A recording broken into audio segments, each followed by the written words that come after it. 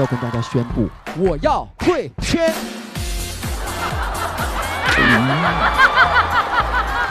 你们有想过退圈吗？你什么退圈？接下来做到5点，你将彻底掌控你的人生。然后我要励志，完了下一秒就是我要烟牌，完了再下一秒就是看到周奇墨跟宋木子在咱们节目里学钢管舞啊。其实我觉得以后脱口秀现场应该有个领舞，就永远在旁边站着，然后这边讲故事。谁还看脱口秀啊？我喜欢老来俏，我觉得老来俏是夸人的，虽然老，但我俏呀。我记得我初中的时候特别流行穿那种铅笔裤，哎呦，我穿完那个裤子跟那个抓娃娃的夹子一样。我做编剧的时候遇到过很多难伺候明星，队友不能提，父母不能提啊，对象不能提。你们肯定很好奇这个人是谁，对吧？名字闲鱼便宜，闲鱼集市更便宜。本节目由闲鱼独家冠名播出，自适应喜临门呼呼任性税。本节目由喜临门呼呼联合赞助播出。本节目由长康100%纯粹、长康100%对味的长康纯芝麻油赞助播出。本节目由喜之郎果冻多点关心多点爱指定产品赞助播出。连接你的热爱。本节目由大麦演出联合出品，买票上大麦。我说好的呀的呀，好的呀的呀，全都好的呀的呀，好的呀的呀，必须好的呀的呀，好的呀的呀，后面来造一圈。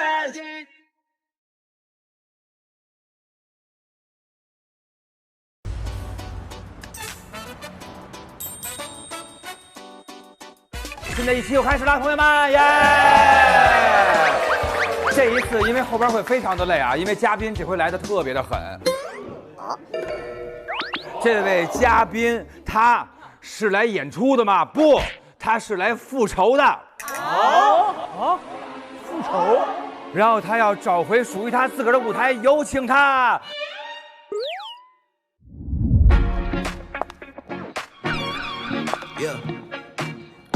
就是我们的刘维。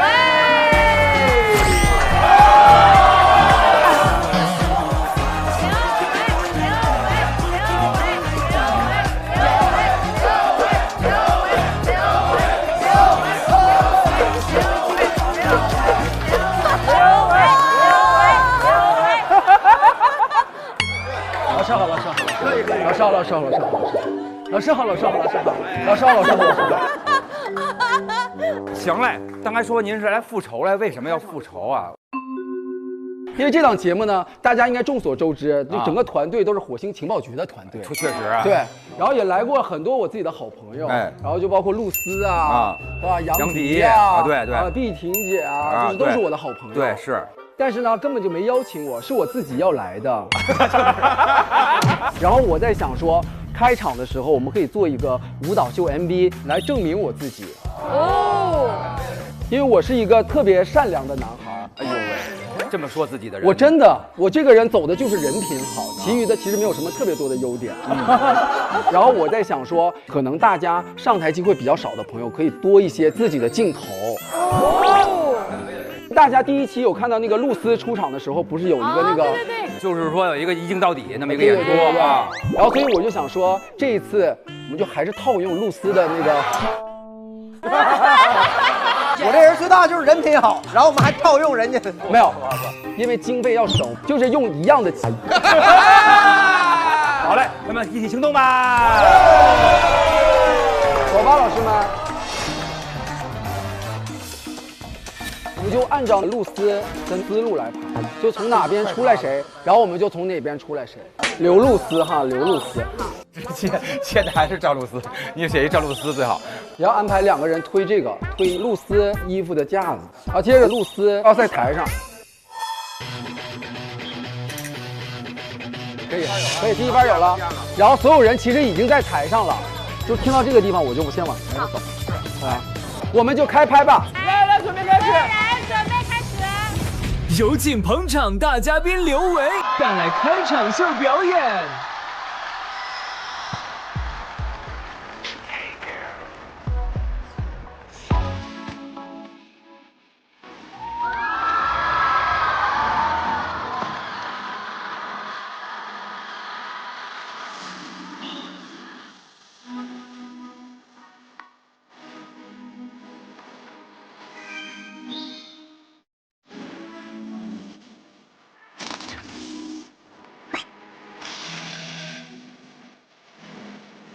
你喜欢红色、蓝色的，有时候学会想太多。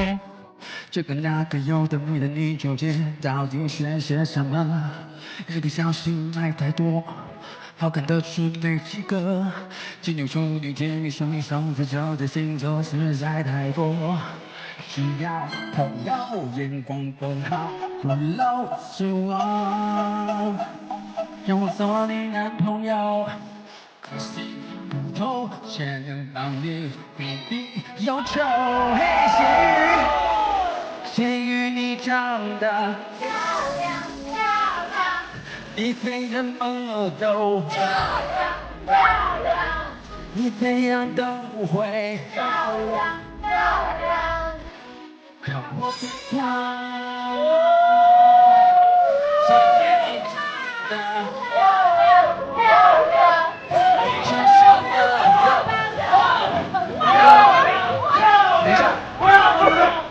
哎，不好意思，哎，咱让下一位。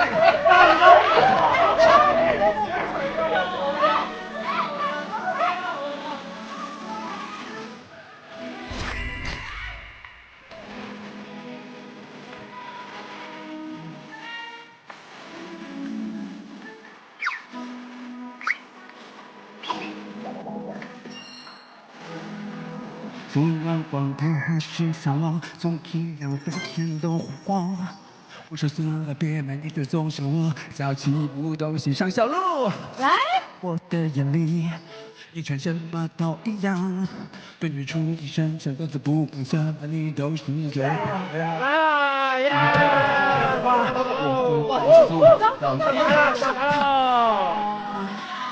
因为你的阳光。让我的心跳，嘿，小姐你长得，你穿什么都漂亮，你怎样都会漂亮漂亮，让我疯狂。小姐你长得漂亮，你穿什么都。这位朋友，你怎样都会漂亮漂亮，我的心啊！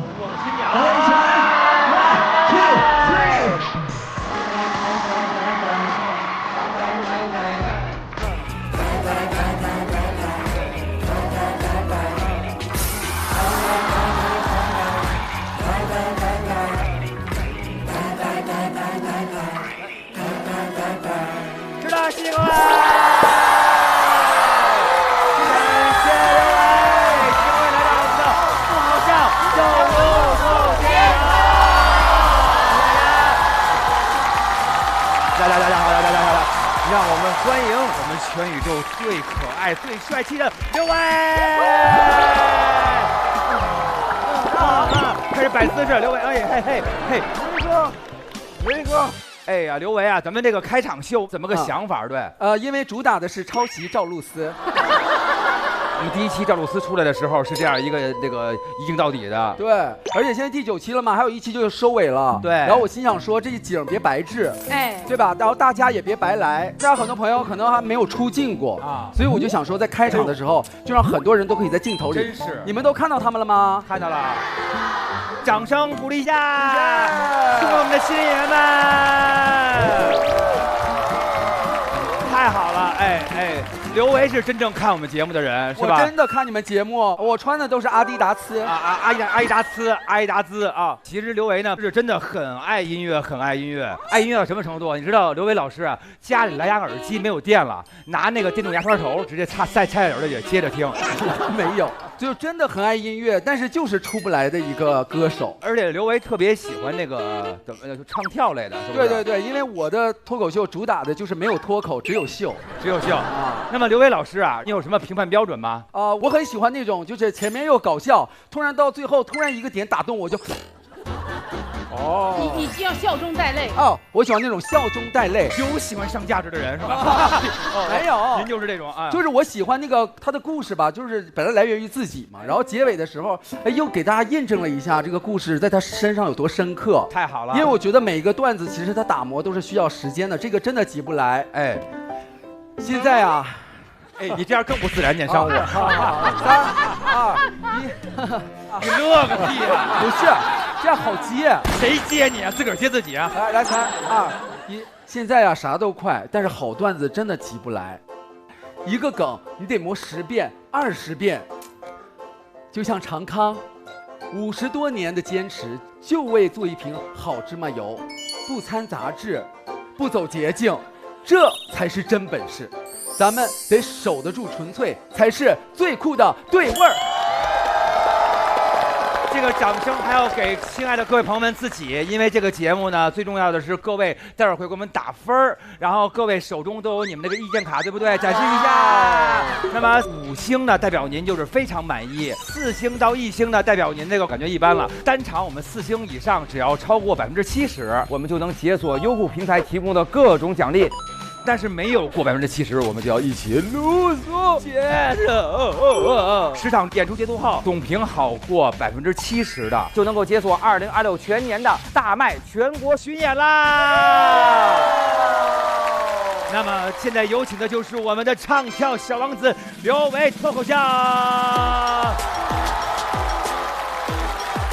哎，拜拜拜拜拜拜。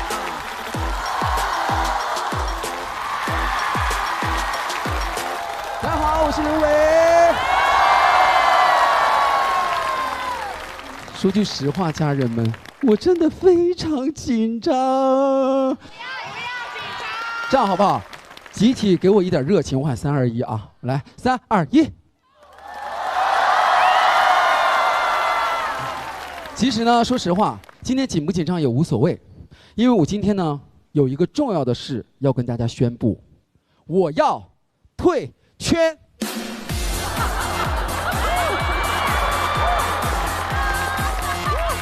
我要退圈。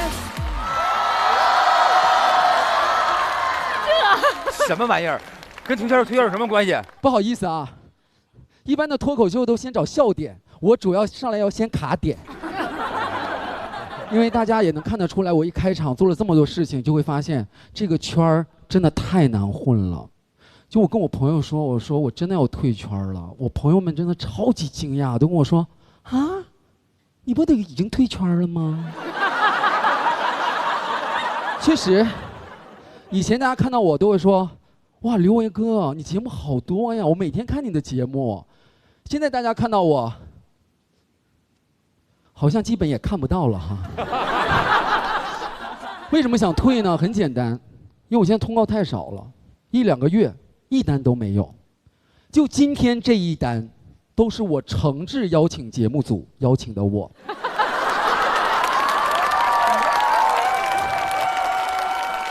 怎么说呢？这也是一种逼单。但是综艺没关系，对不对？我还可以做音乐。哎，2026年第1个季度，我歌手刘维就已经出了3首歌。宿醉。我陷入一场关于你的宿醉，这屏幕全是一种想要的爱你，这感觉不想就追，不想就想发呆，在我的歌没够。榜单末尾的歌。是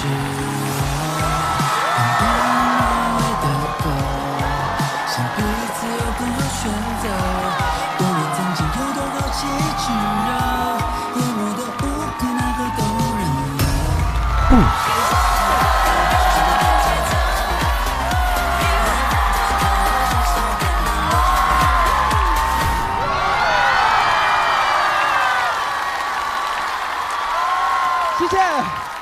所以说，各位好朋友，你们都听过这些歌吗？啊，真的没听过哈。所以知道为什么我要退圈了吧？但是，从我这个结尾这个呼吸延续的长度哈，也能看出我其实已经出道20年了。作为一个出道20年的艺人，就要有操守。我就想说，我要搞个演唱会。于是呢，我就找了一个1000人剧院，搞了一场大型的演唱会。你也知道，我很多朋友看演唱会，大张伟、薛之谦、汪苏泷，大家应该都知道，他们海报一发，3秒钟票售罄。我那海报一放上去，3秒、4秒、5小时、6天了，100张，票少但是心诚。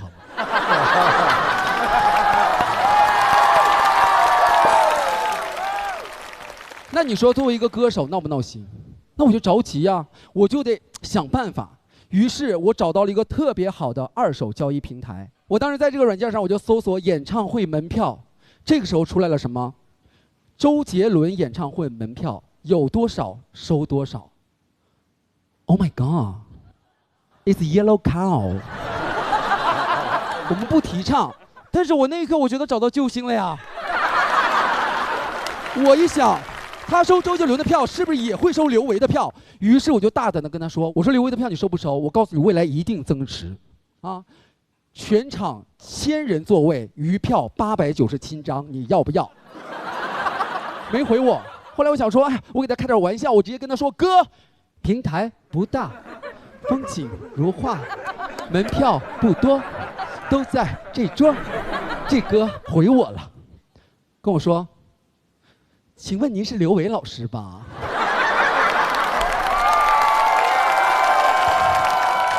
没关系啊，但是后来呢，我觉得卖票还是需要一些手段的，于是我就开始直播。我想说你们没听过我的歌没关系，我就现场给你们唱，听好了你们再来。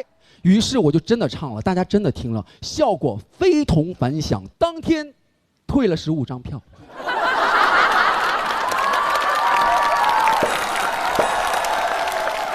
但抛开音乐不说啊，我的门票超级值，280到680，听起来也不是很便宜哈。但是呢，我的票有伴手礼、化妆品、面膜、护手霜，真的真的，我主打一个性价比。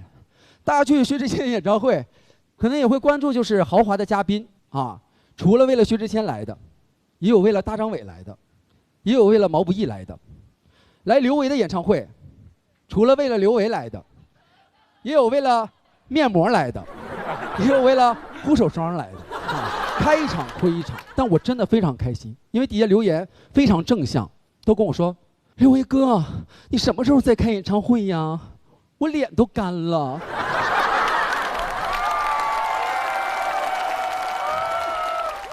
除了歌手的身份，我还有一个喜剧人的身份。我相信大家在5年前应该都看过我的综艺节目吧？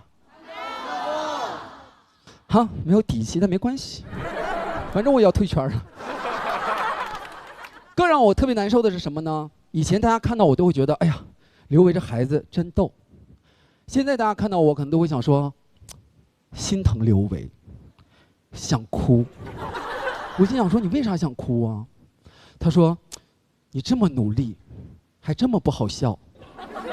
我就想哭。其实我发现不是我想退圈，是圈想退我。但是我退来退去，我发现圈它就是一个圆儿啊，我退来退去，你怎么还打哈欠了呢？对不起，妹妹，是我的错。但是退来退去，你会发现啊，妹妹，还是会回到起点，因为你绕不出去。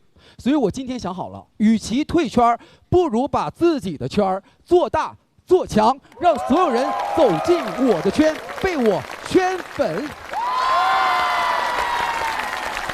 所以冒昧的问一下各位，愿意走进我的圈吗？愿意。接下来我要在我的圈里重新介绍一下我自己，我是歌手刘维。我是刘维，有一点背，梦想总差我以为。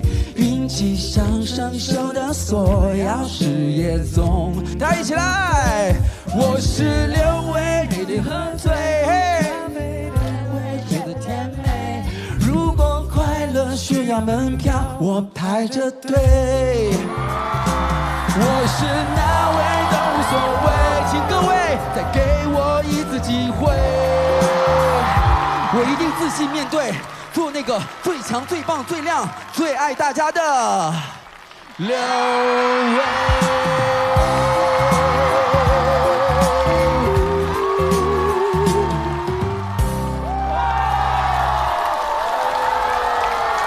大家好，我是刘维，演出还在继续，下一场我送美容仪。谢谢大家。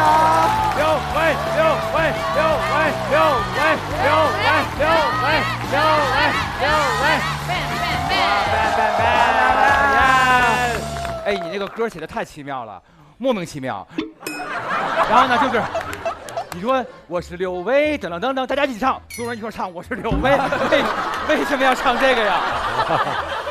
因为我唱的时候并没有想要递麦，但是我中间实在有点太喘了，我实在喘不上来劲儿了，然后我才把麦递出去。但是我主要是为了跟老师们区分一下，因为我不是专业的脱口秀演员。不是，你不用说你不是专业的，你最开始说我要退圈，当当当当当当当，没有一个专业的会干这件事的，没包袱没点愣上音乐。没有。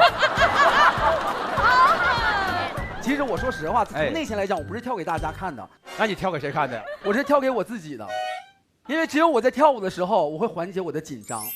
我觉得一切能够缓解你紧张的不是音乐，是那根杆儿。然后没有人 Q 你，自个儿就往那杆儿那，他就开始了。对。然后那个退圈聊聊，我确实经常想这个问题，因为我是 ENFP。什么 P？ 快乐小狗，快乐小狗。哦，快乐小狗啊。有什么关系吗？因为我其实内心当中吧，经常不自信，然后也不是很肯定自己，这个确实配得感很低。是。然后我很容易就被一件事儿就给打击到，然后就会觉得要把自己藏起来。谁给气受了？谁打击你了？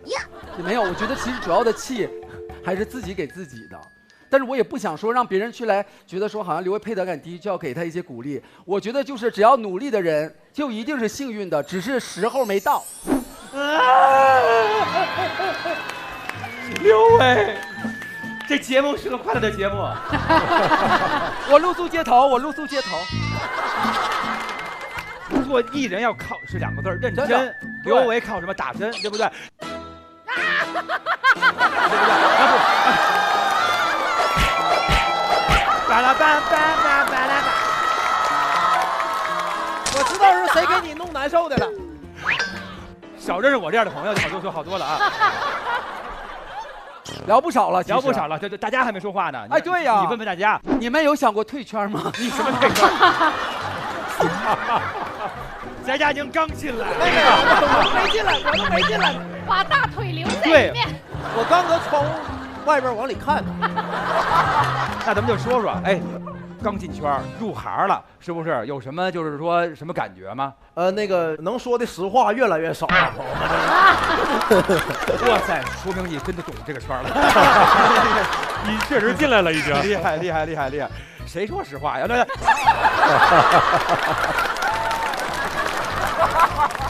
那么咱们聊了，分享很多了。下面这一位，哇塞，他已经踏入了演艺界半个脚面了，好吗？这就是我们的翟佳娘。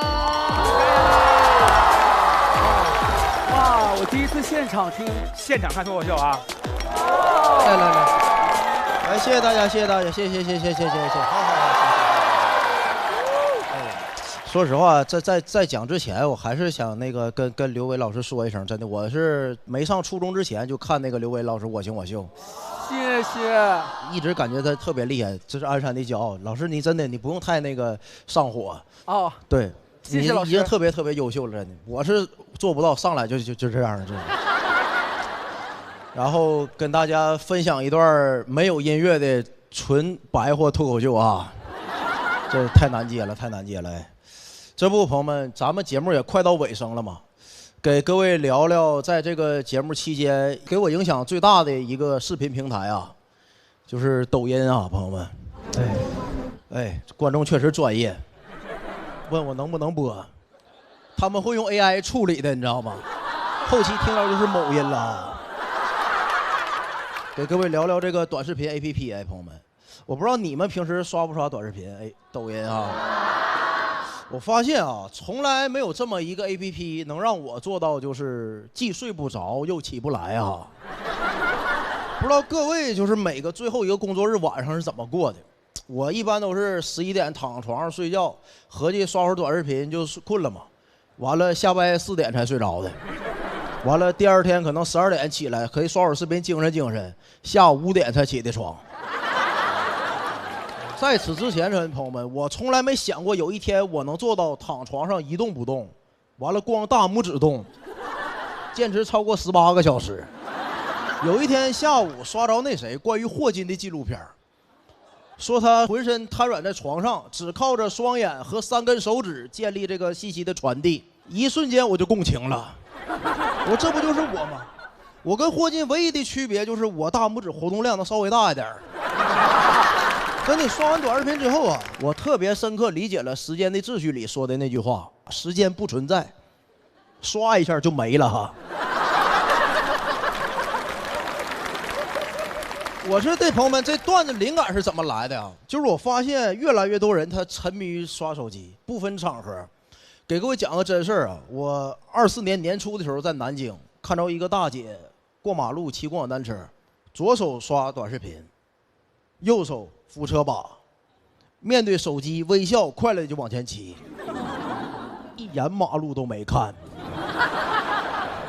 我是怎么发现的？因为我过马路刷手机的时候，大姐骑自行车把我脚给压了。朋友们，你仔细观察一下，很多人都沉迷于手机，不分场合。如果你经常打网约车，你观察一下，个别网约车司机是不是都用俩手机？对，一个用来导航，另一个用来刷视频。我真的就没见过他看过一眼导航。全程都在那刷视频，右手都没摸过方向盘。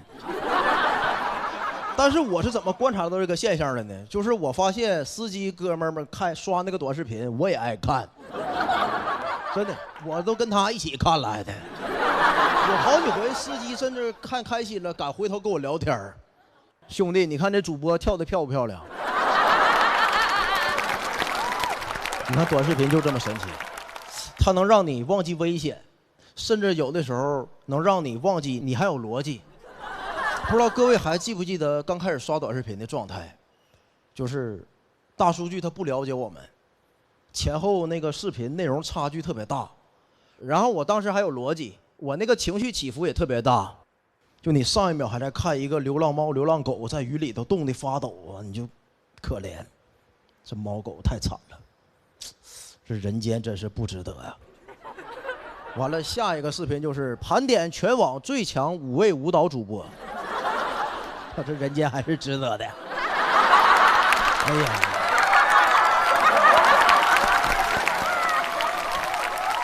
然后伴随着你越刷越多，哎，反应不过来了，就太快了，彻底就麻了。下一秒是一个视频，接下来做到5点，你将彻底掌控你的人生。我说我要励志，完了下一秒就是我要验牌。完了，再下一秒就是看到周奇墨跟宋木子在咱们节目里学钢管舞啊，太快了，我现在已经麻木了，导致我现在刷的大部分内容也是那种极其没有营养的内容，基本上都是什么液压机压个巧克力啊，在森林里盖房子，修个脚啊，去个痘啊，给小狗做 SPA 啊。有的时候状态好的时候，我能跟那个狗一起睡着，你知道吗？有人跟我说这是解压视频，说你压力太大。我说不是，我感觉就是大数据已经把我看透了。就我现在这样给他看别的，他也看不懂了。我反思过，现在看一集20分钟的动画片都算做阅读理解了。真的，朋友们，你们想没想过一个问题？为什么那个电影解说那个视频呢？第一句永远都是注意，这个男人叫丧彪。注意，小美走过来了。为什么他一定要喊一句注意？我想过，他要不喊注意，我都注意不了了，真的，注意不了。希望大家都接近真实的生活，适当的刷短视频，拥有一个聪明清醒的前额叶啊！谢谢大家，我是张安宁，谢谢。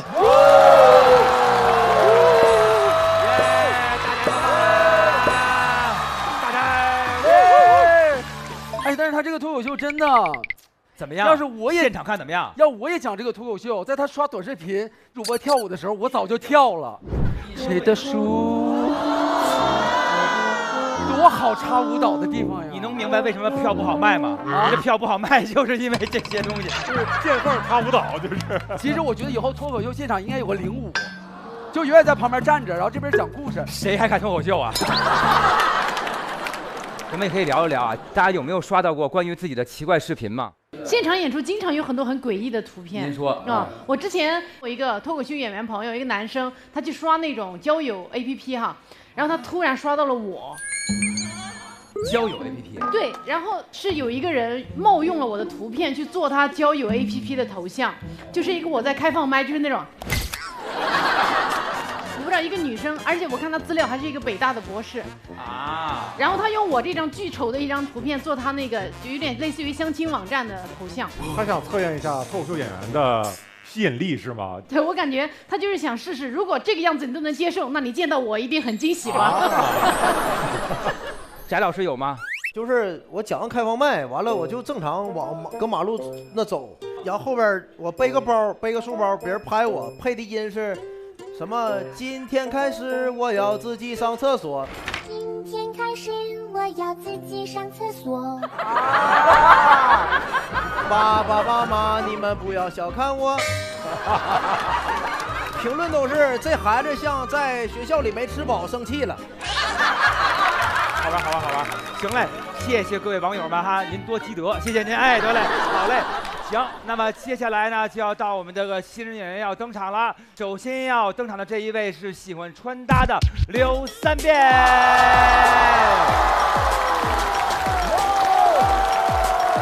Hello， 大家好，刘三变，已经好几回了啊！大家知道我年纪比较大了是吧？知道，有老年斑。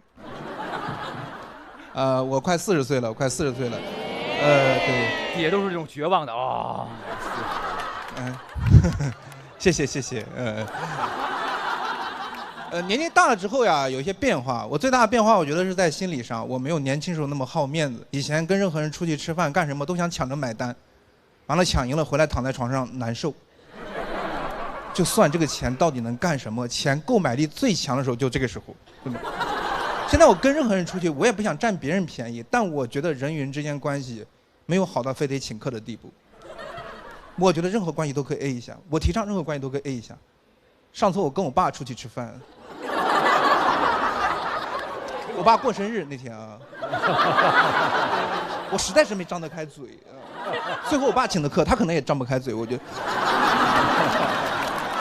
好损啊！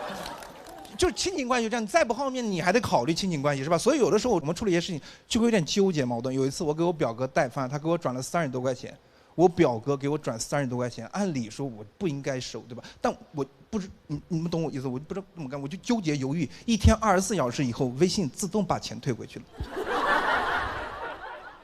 微信是不是有点多管闲事了？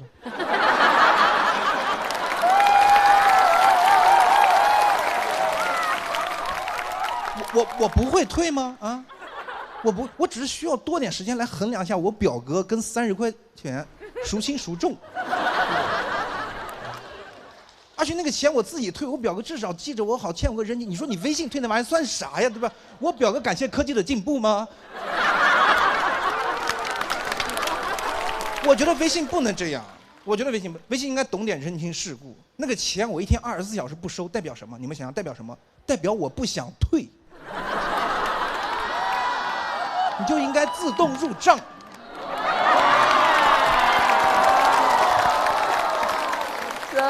真的，我还可以跟我表哥说，哎呀，你看看，哎呀，你看又忙工作给忙忘了，你看看，我都没什么工作啊。下回转我肯定给你退回去，我之前讲的是，总有那种聪明的官都在底下嘀咕，那他用支付宝转不就没问题了吗？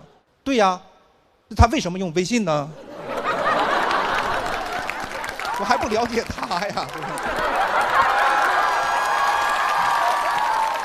年纪大了还有个变化，就是我这些年越来越爱打扮自己了。我也不是说以前不爱，是以前不太敢。我年轻时候以前我打扮总有那种没素质人说丑人多作怪。我现在听到的是老来俏。我喜欢老来俏，我喜欢这个词。我觉得老来俏是夸人的，虽然老，但我俏呀。所有人都会老，但不是所有人都会俏的。我喜欢打扮，喜欢买衣服，然后经济压力又很大，因为衣服比较贵。我后来就在闲鱼买。在闲鱼买，我经常在一个大哥那买，因为他的穿衣风格跟尺码都跟我很接近。我经常在他那用很低的价格买到我喜欢的衣服，原价很高的衣服，这就导致我后来看到一件衣服我喜欢，我就不想买，我就发给大哥让他买，然后买他处理的。我这种想法是很合理的，因为我看过大哥的首页，他几乎所有衣服都会流向闲鱼平台的，对吧？我与其在这被动等他闲置的，我不如主动给自己挑点自己喜欢的。我在闲鱼定制2手衣服。我有次看见一件新衣服，我很喜欢，觉得有点贵，我就把链接发给大哥。我没有直接说我要，我很清楚我们的关系，我是消费者，我是上帝，我直接说了，我变成小弟了。我说你穿这件衣服一定很帅。我是男人，我懂男人，没有男人会否认这个的。他说好像真的还挺帅，我去看看有没有我的码。我说有，我帮你看过了。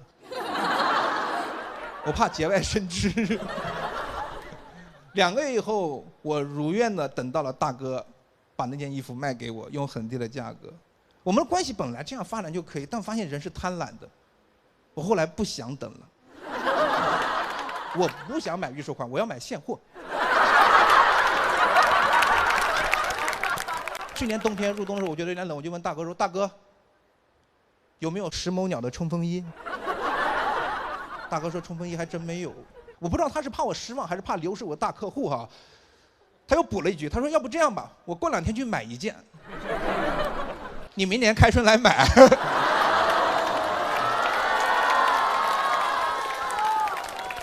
这是什么？这是春天的约定吗？我知道你们都期待春天，我从小到大也都期待，但今年这个春天是我最期待的一个。今年春天不仅大地换了新装，我也会的。10某鸟现在啊，天冷了，冬天在大哥那，天暖和了来我这。朋友们，原来10某鸟也是候鸟呀。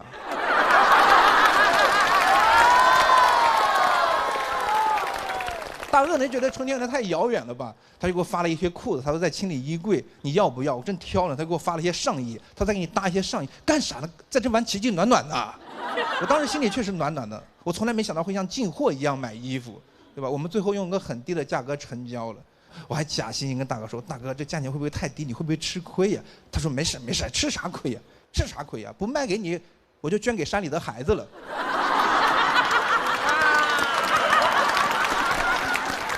你们说说这叫什么事？我花钱跟山里的孩子抢衣服，衣服到的时候哈，很开心，也有点失落。开心的原因很简单，因为大哥的衣服成色不错啊。失落的原因是，我觉得你们应该能理解哈，就是那些衣服到了，我干了一个我觉得你们应该都能干的事情。刚到了之后，我挨个口袋掏了一遍，1张钱都没有。20件衣服，70多个口袋，我掏了1下午，1张钱都没有。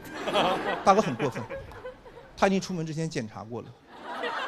他很过分，我会帮他检查的呀。我后来说这个段子，别人说你别怪大哥没钱，是因为现在大家不用钱了，都用手机支付了。我说那也没有手机呀。我跟大哥的尺码很接近，但要保证尺码接近，就得生活习惯也差不多。我现在不敢随便减肥。减肥对我来说不是一个人的事儿了，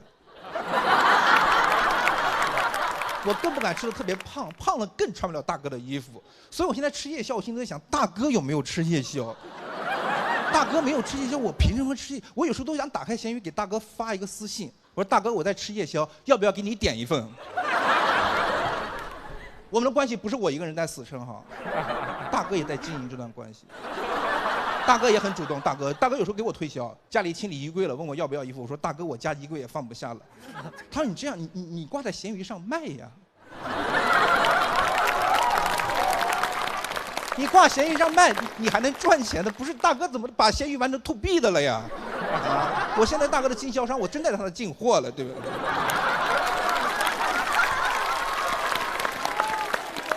自从跟大哥建立这种关系之后呀，我就基本上不用其他购物软件了。我现在购物软件就跟大哥聊天对话框，我什么东西都想找他买，什么东西都想找他要。我现在对大哥的心态就是别人有的东西，他也必须得有。我还有文玩的爱好，盘串、盘核桃也很贵，也很烧钱。我现在就找那种串跟核桃盘的特别好看照片发给大哥，我想培养他这方面的爱好。如果他需要的话，我都可以给他几堆。这种投资我觉得是很有必要的，对吧？我在闲鱼打窝。截止到目前为止，大哥还是没有喜欢上文玩。我打算再给他1个月的时间。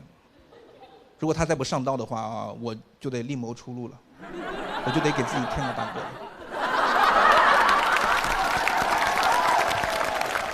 不是我的心态，你们能够理解吧？能够理解吧？被偏爱的总是有恃无恐的呀，对吧？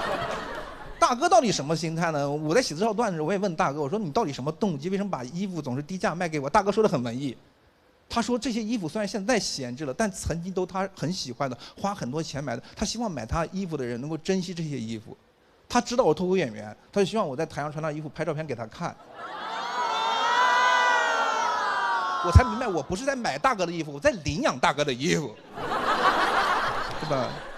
他要定期回访，看看他衣服现在过得怎么样。神奇的咸鱼，真什么人都有，是吧？有一次我在大哥那个城市演出，他过来看我演出，他坐在台下，我在台上穿着一身大哥的衣服。结束之后，他来后台找我。穿着石某鸟的冲锋衣，我穿着他以前的衣服，他穿着我以后的衣服。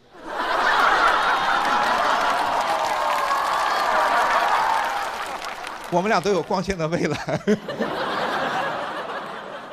完了，他请我吃饭啊，吃火锅。坐下来我就跟大哥说：“你把衣服脱了吧，外套脱了吧。”他说：“干啥？我又不热。”我说：“不怕你热，我怕你弄上油了，我以后不好洗。”我现在还是没事会打开闲鱼，就是经常刷闲鱼，生怕错过大哥的促销信息。有一天我就正常刷闲鱼，突然收到一条私信，是个大学生发来的。他说：“我很喜欢你的核桃，我会经常在闲鱼卖一些闲置的文玩哈。”他说：“我很喜欢你的核桃，但我没多少钱，你能不能便宜点，大哥？”他喊我大哥，我必须得给他便宜。我甚至要送他2对。那一瞬间，我突然不知道为什么他喊我大哥，我就想照顾他。我突然理解我的大哥，他可能就想照顾我，对吧？我买大哥的衣服，他是我大哥；那个大学生买我的核桃，我是他的大哥。在闲鱼上，我们都能找到自己的大哥，对吧？大哥是一种信任，是一种托付。我想到这里，我打开闲鱼对话框，我跟大哥说：“大哥，最近有没有不住的房子？”谢谢大家。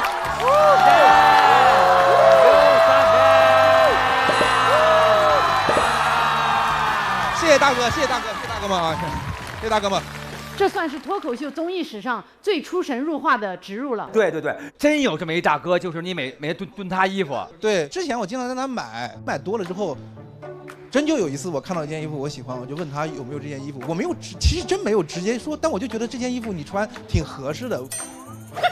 你这个挺合适的，干嘛撒娇啊？我当时就是发微信发私信就这个动作啊。我有聊天截图，对，有聊天记录。哇！冲锋衣我改天去买一件，你春天来买吧。哇，你穿上咋这么帅？大哥说你穿上咋这么帅啊？啊，哎呦，你怎么这么好看？哎呦喂！我真觉得咱们柳三变这个神奇的友谊值得纪念，好吧？谢谢柳三变，谢谢。他跟他的闲鱼大哥这个故事吧，打破了一种关于脱口秀的刻板印象，就是说你脱口秀只能吐槽，你只能讽刺，只能去冒犯。其实不是，你也可以讲一些挺温馨、挺有趣的故事哈，也会挺开心的。下面这位朋友，他非常的高冷，他每天都活在冰箱里，他就是我们的好朋友木川。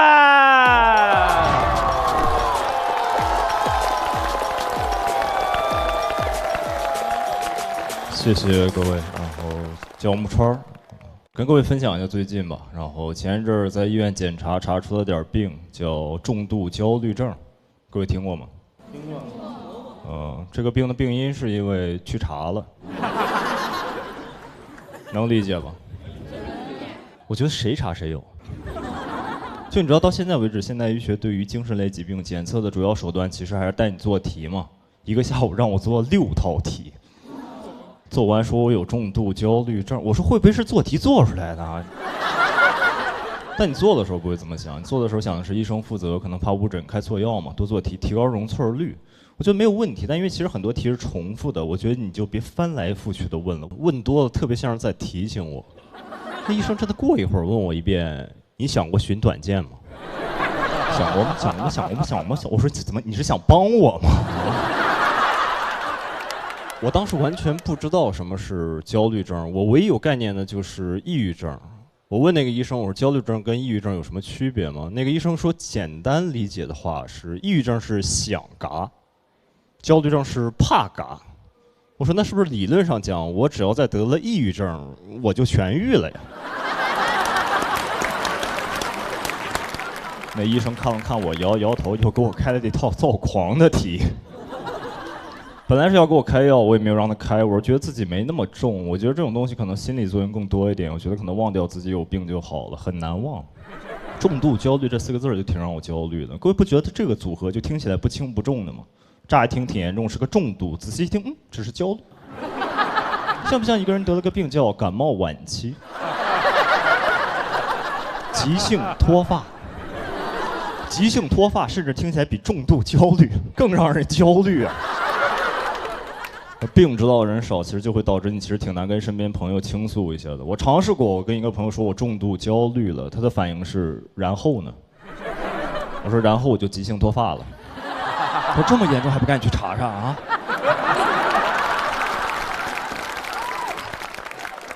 换了个朋友，换了个有抑郁症的哥们儿。我想着也算是同病相怜，他可能会懂我一点。想太多了，各位。我发现倾诉这个事儿真的不要去找男的倾诉 ，boys never help boys。就一件事儿，攀比，重度焦虑，哥们儿重度抑郁，牛吗？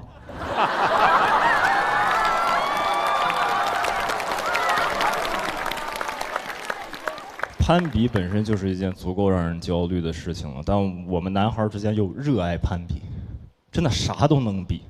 一到冬天开始攀比谁没穿秋裤，一见面就是我没穿秋裤，叫爹。我说我爹6月份就穿秋裤了。我们这种行业是很难屏蔽掉焦虑这种情绪的，是舞台职业，喜剧嘛，即时反馈，有的时候搞砸了就是搞砸了，也骗不了谁。最严重的那段时间就没有怎么接演出，想着说休息休息，但你会发现这个焦虑的情绪还是会来找你。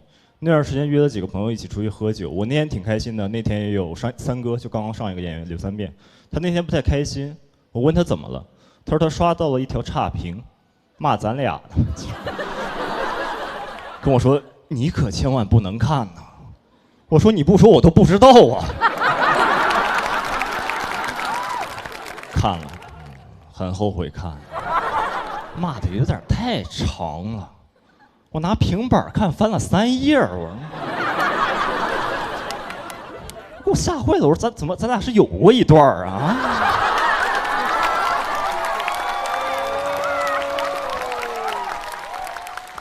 骂的其实也很客观，其实就是看了我比较多的场次，但我一直在讲同一套段子。那这个病会带来一些注意力上的问题，真的写不出来东西那段时间。我不知道各位知不知道，就当一个脱口秀演员真的写不出来东西的时候，我们主要采取的手段就是换个地方演，改变不了自己去改变环境。那段时间正好接到了一个外地的演出，阿那亚各位知道吗？河北秦皇岛那边一个海边的演出，我想着说也算是公费旅游，看看阳光沙滩放松一下。想多了，到了之后就傻眼了，就发现那个场地是我见过最不适合讲脱口秀的场地。就脱口秀场地其实就一个要求，封闭。那个场地只有风。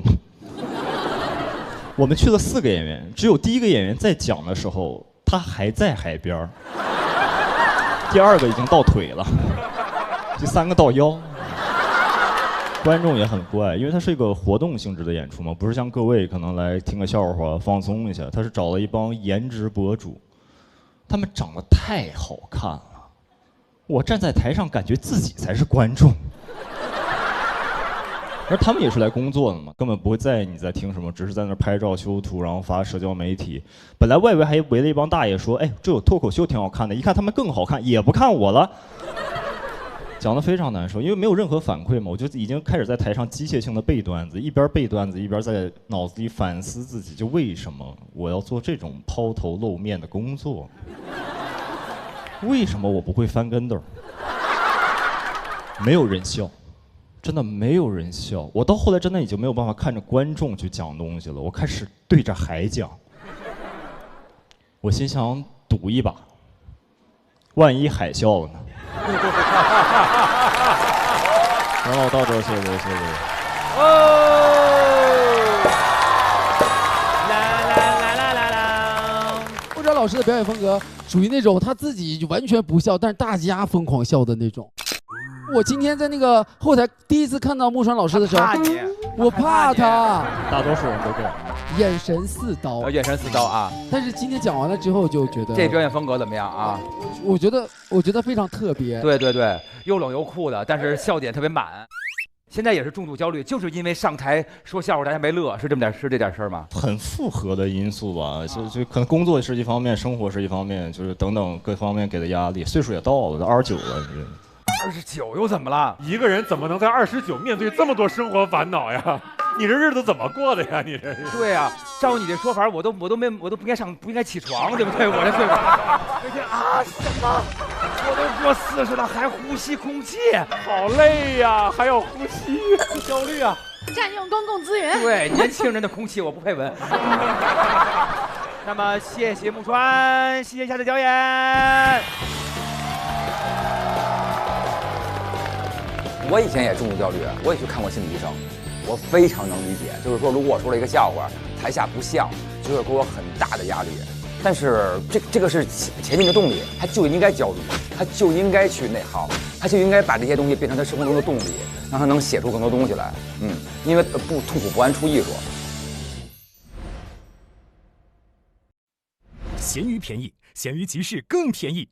本节目由闲鱼独家冠名播出，自适应喜临门呼呼任性睡。本节目由喜临门呼呼联合赞助播出。本节目由长康100%纯粹、长康100%对味的长康纯芝麻油赞助播出。本节目由喜之郎果冻多点关心多点爱指定产品赞助播出。下面这一位是我们非常可爱的二豆，加油，小二豆！其实来到这个节目也是一些机缘巧合之下。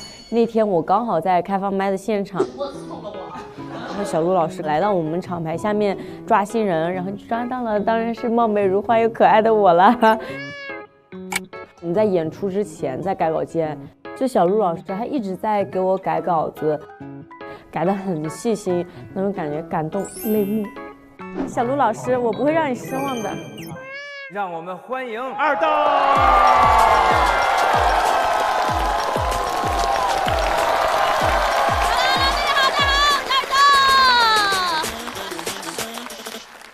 跟你们讲讲我最近想跟大家聊聊的事情吧。其实我之前是一个很自卑的人啊，自卑的原因也很简单，就是我有病，我还特地给我那个病起了一个富有学术气息的名字，叫它人体胸腔左右两侧环绕式一箱。说人话就是有狐臭。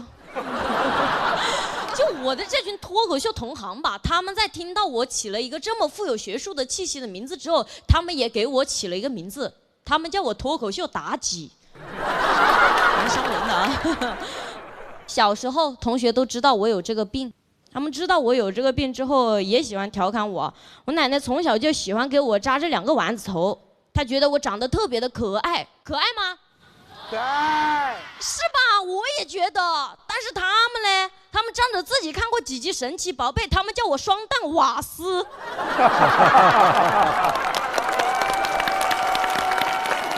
生气，真的。所以就是我经常洗澡，我就特别共情了一个动画片里的人物，哆啦 A 梦里面的静香，我觉得我特别像他。大雄每次看见他，他都在洗澡。他绝对有狐臭，不然他的全名为什么叫静香啊？冻臭嘛，是吧？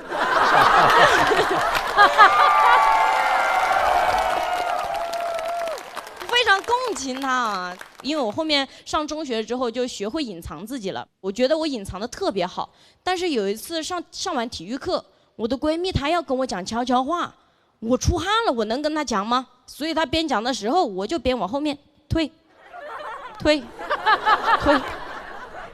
我退到后面之后，我发现她不说了，我还以为她发现了，我就只能很小心的去问她，我说闺蜜，你怎么不说了？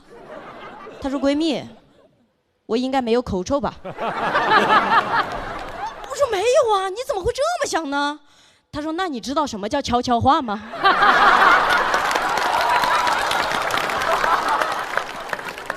因为我有这个味道，所以我也容易接纳生活中其他的味道。比如说现在大家觉得网约车师傅臭臭的，但是你们真的别说师傅臭，他人不臭，他只是车臭罢了。就他跟我们一样，他习惯了他车上的味道，所以他发现不了。但你别说，有一些师傅他车臭，他人还怪幽默的。我有一次上完舞蹈课嘛，我打了一辆网约车，我那天忘记披外套隔绝掉我身上的味道了。那个师傅等个红绿灯的功夫，他按住了那个发语音键，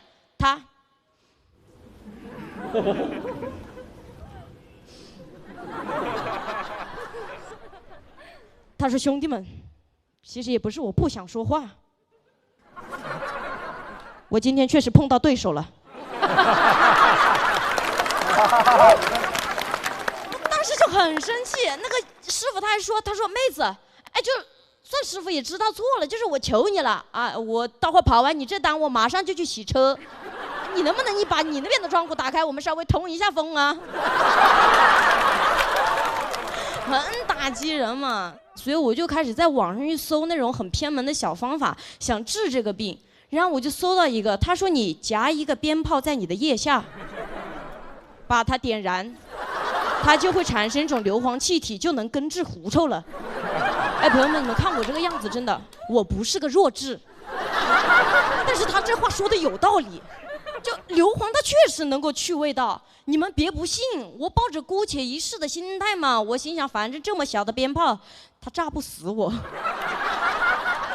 就让我的姐姐出去给我买鞭炮，她听到了还蛮开心的，她高高兴兴的出去了，回来的时候她扛了一箱加特林。我说姐姐，你要是想一个人继承遗产，你可以直说，你没有必要弄死我，是不是？太不靠谱了，所以我就开始去正规的医院去咨询嘛，我想做手术，那个医生就跟我说，你确定要做这个手术吗？我提前跟你说好了，你哪怕做了这个手术，它后续可能会有20%的概率会复发。我说20%的概率会复发，我说医生你知道吗？其实我生活中我没有20%的概率会被别人发现我有这个病。我本来就生气嘛，那个医生还要在我旁边一直念，他说你确定要做这个手术不？我提前跟你说好了，它不仅会复发，它复发的位置可能就不在腋下了，它会转移。我说他会转移是吧，医生？来，现在就给我做这个手术，立刻马上把它转移到我的丸子头上。医生说你脑子有问题？我说没有，因为我要做一个真正的双蛋瓦斯。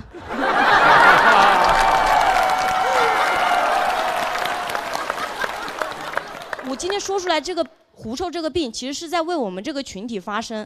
大家为什么就一定要叫我们狐臭或者是腋臭呢？听这个名字就觉得很膈应人，很难以接受。但凡我们给它换一个可爱点的名字，你们其实现在应该都知道，小狐狸的形象都是非常可爱的，像什么琳娜贝尔啊，什么尼克胡尼克呀，我们直接给它改个名字，我们叫它琳娜倍儿香，什么尼克香，是不是听起来就好接受多了？是不是？就再说了，就在座的我的狐朋狐友们，就是有这个病真的无需自卑，因为我们这个病唯一一个伤害不到的人就是自己，一定不要内耗。至于别人的死活，那是别人的死活。谢谢大家，这里我是脱口秀大姐二豆。好棒，二豆好勇敢。二豆好可爱，谢谢。我感觉二豆讲这个内容，其实我觉得挺勇敢的，就是等于你自己身上有一个缺陷，可能很多时候我们都会想办法去解决它，或者不愿意让别人知道什么的。她很勇敢的把这个事情在台上用段子的形式告诉大家，我觉得其实是一个女孩子很自信的表现。是，就是一个非常自信的人，而且我跟刘伟老师一样，也是 ENFP。哦，但是我就是会稍微配得感高一点。我小时候也有缺陷，你要说哪儿不好闻？脸臭，脸臭啊！哦，就臭脸啊！周奇墨老师按说应该不会有什么，我也有。哎呦，天花板还自卑啊！我也不是个完美的人。你不是完美的人，我的世界观崩塌了。周奇墨不完美，什么缺点？我就是虽然长得高，但是弹跳力比较差。啊，小的时候，比如说你打篮球，所有人一看你个高，一定让你进去打中锋。但我特别喜欢在外面投篮，所以，但我每次打球的时候，所有人跟我说：“大个儿，往里走，走啊！”那你知道篮球场里面永远是那些特别壮个高的人，然后我跟他们抢篮板，永远抢不过。每次打完球身上都是别人的汗。我觉得我有这个病，就是反正是一个很独特的存在吧。对，听他的故事的人一定都能找到共鸣。对，因为谁没有一个地方臭啊？不是，我说实话，就我小的时候脚巨臭，现在不臭了。我在酒店比赛的时候，然后我只要脱鞋，阿姨进来打扫，刚迈进来第一步，阿姨就往后退，说：“咱就是太臭了。”真的，我还知道那个之前人家还脚臭还写过一个诗呢。他说他没来，我就知道他已经来了，他已经走了，但是他从来没有离开过，就是这个感觉。好嘞，谢谢您啊！希望永远保持快乐阳光。谢谢大家。希望更多女孩子去勇敢的面对自己，而且我们的不完美，恰好可能是我们完美的地方。啦啦啦啦！下面一个人就是翟佳宁最好的朋友，他的名字就叫做思雨来啦。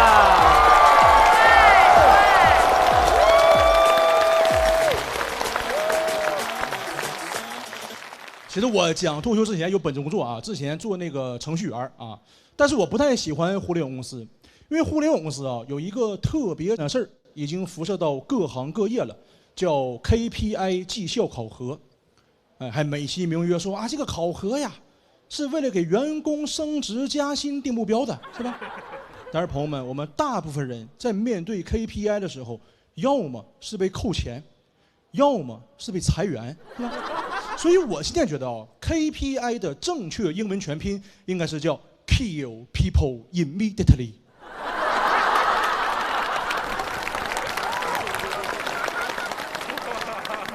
今天观众很聪明啊，很聪明。这段如果播出的时候，弹幕一定有一条，哎 ，immediately 是什么意思来着？对，而且互联网公司呢，还有非常不好的习惯啊。互联网公司特别喜欢给员工起一些花名啊，特别喜欢起花名。什么是花名呢？就类似于化名的谐音啊，叫花名。因为职场上就不能叫化名，对不对？因为化名一般都出现在法制节目中，所以叫花名。我记得我第一次入职一家互联网公司，当时那HR让我起个花名。我当时对花名的理解就是字面意思，花名。所以朋友们，你们看看我整体这个气质和形象啊，你们可能永远也想不到，我人生中第一个花名叫我紫罗兰。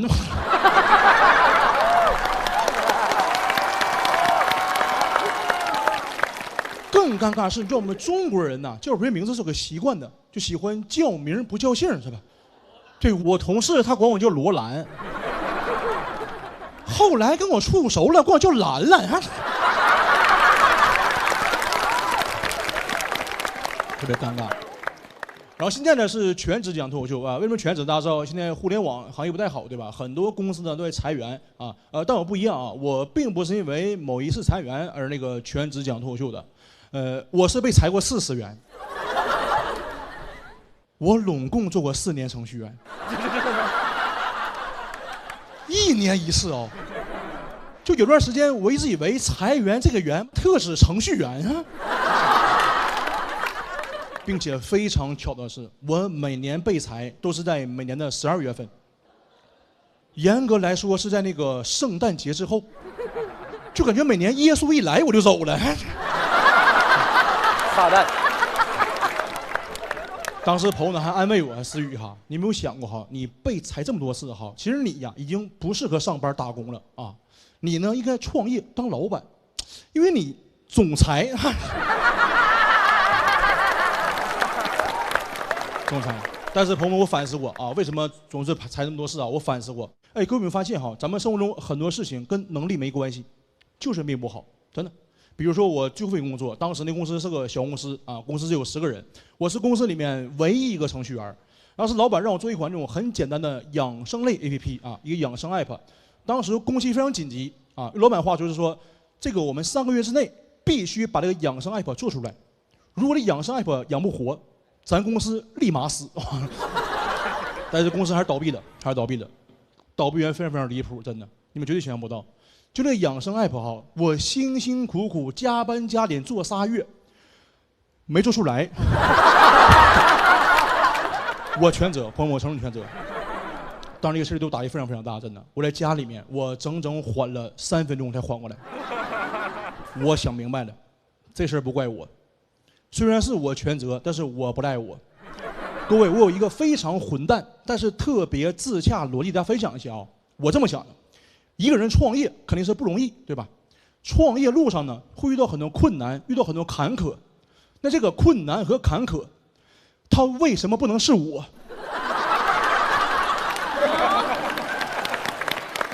对吧？为什么不能是我呀？你说你连我这关都过不去，你创什么业呀？是不是？所以我才说，有些事情跟能力没关系，它就是命不好，对吧？是。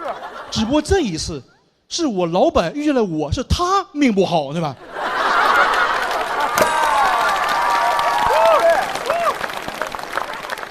我还记得我老板跟我说这句话，他说：“陈思雨，我是真倒霉，我人生第一次创业遇到了你，给我公司干黄了。讲实话，非常委屈，因为我明明什么都没干，没做就是没做，对吧？”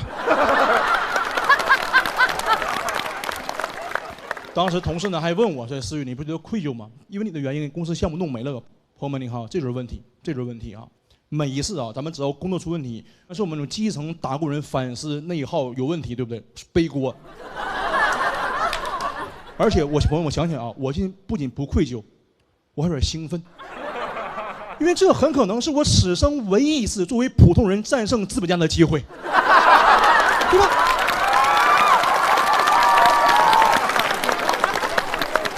现在机会来了，我必当义不容辞啊！而且各位，你想想，这个事儿表面来看是我坑了我老板，对吧？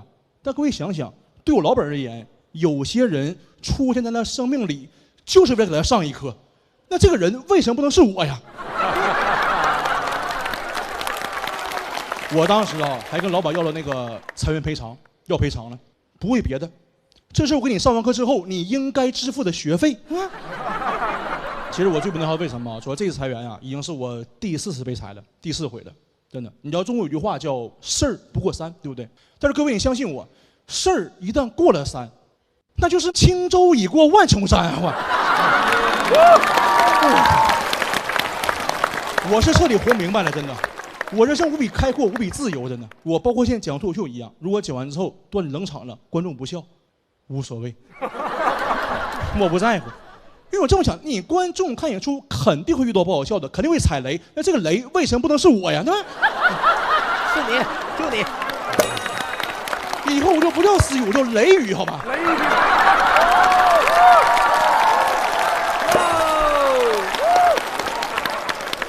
我也把这个道理叫做 WNM 定律 ，Why not me？ 各位啊，我其实不是说我纯外号，其实我对我自己要求是这样的，真的，就包括我现在对人生中所有苦难哈，包括困难，我不抱怨，再也不抱怨了，真的，因为总会有一个人工作4年被裁4回，对吧？好不容易上个节目讲不好笑还露这头，那这个人为什么不能是我？好，谢谢你们，谢谢你们。雷雨，雷雨，雷雨，哇！超级喜欢这段，你给那谁听听？木川，对，木川听听。思雨是治愈你的人啊，真的是。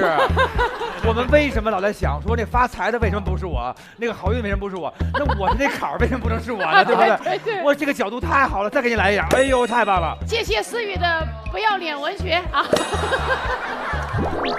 我觉得不管说大家喜欢不喜欢，我非常之喜欢，我就要给你竖大拇指，了不起了不起！非常积极的负能量啊！对，让你更开阔了好多。就应该就像他一样，真的是那好多撞不穿的南墙，他根本就没撞那墙，他飞过去了，根本就翻墙了，你直接啊，钻过去也行。你是从哪一刻？就是那一刻觉醒了，觉醒了，开悟了，开悟了。开悟从哪儿开的？我不是被裁4次吗？然后前3次呢，要么是公司黄了，要么是这业务部门砍掉不做了，要么就是突然间老板创业失败了。就是我永远是就是被迫就是被开的人。是。然后等第4次真正因为我问题公司干黄的时候，我就通了。我说对呀，总是别人坑我，我也可以坑别人嘛，就是。比如说坑翟佳宁。看看第5个，来要开始坑了，这位兄弟啊。大家有没有之前就是说有这活本来感觉是怎么，然后后来就给换了人那种？那肯定啊，经常啊，有时候还得证明自个儿那种幽默，说上节目效果特别好，还提前跟人领导吃饭，我还跟人瞎幽默，幽默的特别不对。我之前说过一句非常冒犯的话，你说啥了？就是人老板岁数有点大，然后他说他太太什么的，他说我太太就是粘人，然后我说那您不一样，您是老年人。我觉得非常大呀。这整个桌鸦雀无声，总有老年人被冒犯，凭什么冒犯的人不能是你？对，不该展示幽默时不要乱展示，好吧？哎，是，哎，那个，哎，你跟翟佳宁在一块儿，你们俩互相粘人吗？他不粘人，他粘人。来的时候从北京飞长沙，完了他给我降舱了。你走错运了就？对。降哪个舱？我在车底。对，你在车底。就是经济舱的，你第1排旁边那座他就给你空那儿了，然后让你稍微宽敞一点。思雨就从后边坐到我旁边了，说这地方宽敞啊。完了，空姐就过来劝他说：“先生，这不让坐，这得升舱啊。”陈思雨原话跟空姐说：“我跟他老好了。”那跟我有啥关系啊？我那飞机也不是我的，我要有能耐我就得安排主驾驶去了。后来让坐那了？没让坐呀？没让坐。他虽然降舱了啊，降咖了。心里话来了吧？我就说早晚能聊出来，一不小心就把心里话说出来了。对他降咖你也升不上去啊？怎么会？他当时降舱之后，但是那个待遇还是那个头等舱待遇，可以去那个贵宾休息室吃饭，然后帮我带了很多吃的，哎，挺开心的也。我第1次管那个空姐要打包盒。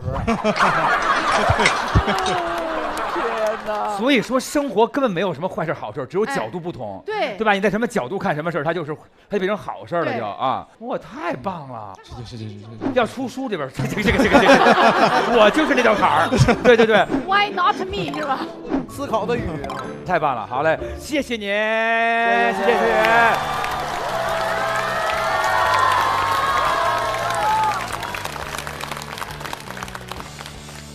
有请我们下一位，这位朋友他是一位运动员，他是我们的大汉。上台前再活动活动，清醒。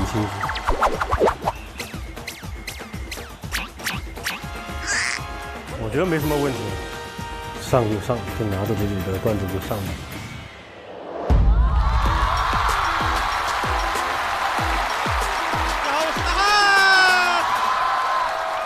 谢谢。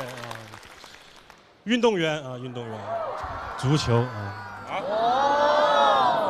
足球给我带来了非常完美的一副 O 型腿，非常完美。我记得我初中的时候特别流行穿那种铅笔裤，那种贴身的裤子。哎呦，我穿完那个裤子跟那个抓娃娃的夹子一样。今年好了，今年流行弯刀裤。弯刀裤就是我的铅笔裤。我有个朋友就特别爱嘲讽我这个 O 型腿，每次从他面前走过来，他就说：“哎呦，今天又骑马来的呀。”他还问我说：“你知道为什么你们男足成绩差吗？”我说：“为什么呢？”他说：“因为你们站在那儿啊，那个球自己就漏过去了。”我说：“我是球员 ，O 型腿很正常的，我还外8字呢。”他说：“哦，那你不是 O， 你是欧米伽。”练了9年啊，其实没什么天赋，但是我觉得天赋这个东西呢，就是别人说你有你才有，你自己说自己那不算的。我的足球天赋完全来自于我爸，就我爸说我有天赋，我这个比天赋更厉害，我这是 buff。然后我爸就把我送去了一个足球学校，当时小学4年级去的。这个学校很特别，违规办学。我去了，那个学校说自己师资力量雄厚，球员要学习文化知识。我小学去了，哎，光我们小学啊就有2个老师，一个教数学，剩下一个教剩下的。他音乐、美术什么都教啊。我说学校在哪儿找的这种多功能老师啊？而且招生也不好，整个小学4到6年级总共30个学生，全部挤在一间教室里面，就4年级、5年级、6年级这么排着坐。老师上课呢，他就一会儿上4年级的课，一会儿上5年级的课，就一会儿4年级，一会儿5年级。哎，我们那个课堂氛围怎么说呢？就是一会儿温故，一会儿知新。当然，温故知新有点夸张了，没有人温故啊，也没有人知新啊。没有人听啊！你要听也可以，你甚至跳级都很简单，你就挪过去。你听不懂你就挪回来。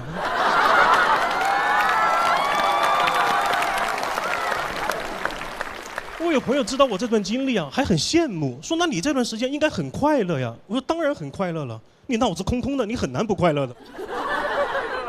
虽然不学习，但是成绩不差。因为什么？因为老师会想办法敷衍我们的家长。我们那个数学老师特别厉害，我上4年级的时候，他考我3年级的题；我上5年级的时候，他考我3年级的题，他就一直考3年级的题。我说老师，2年级要不要挑战一下呀？一直考我3年级，考得我说数学是不是被老子学到头了啊？是不是就到3年级啊？哦，数学的尽头就是先算括号里，再算括号外，是吗？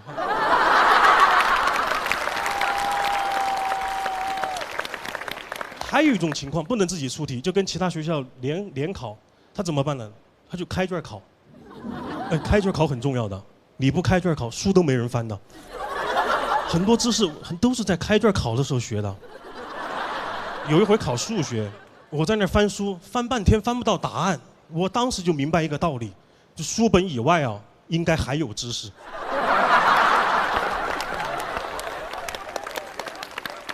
而有一种比较极端的情况，就是不能开卷，也不能自己出题，那怎么办呢？没有办法，我考试的时候我就坐在那儿愣着。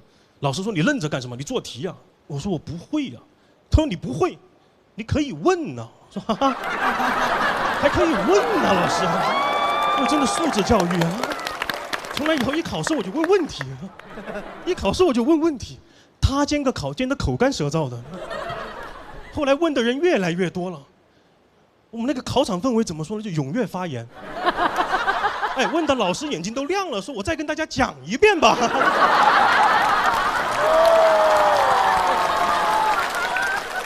哎，我们根据考题又上了一课。然后6年级上期念完以后啊，这个学校就被教育局取缔了。真的该呀。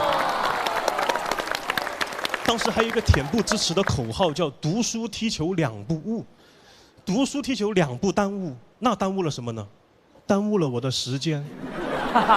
我念了3个3年级。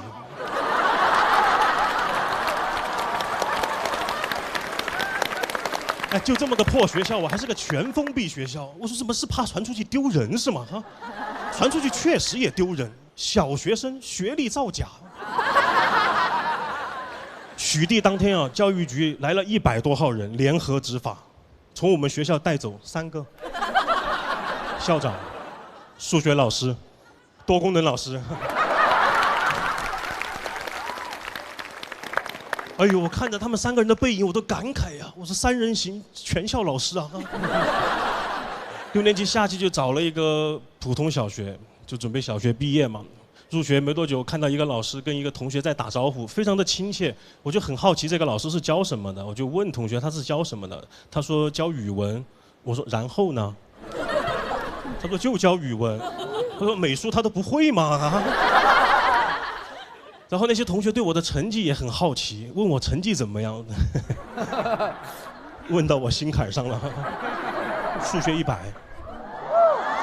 语文96。有点偏科。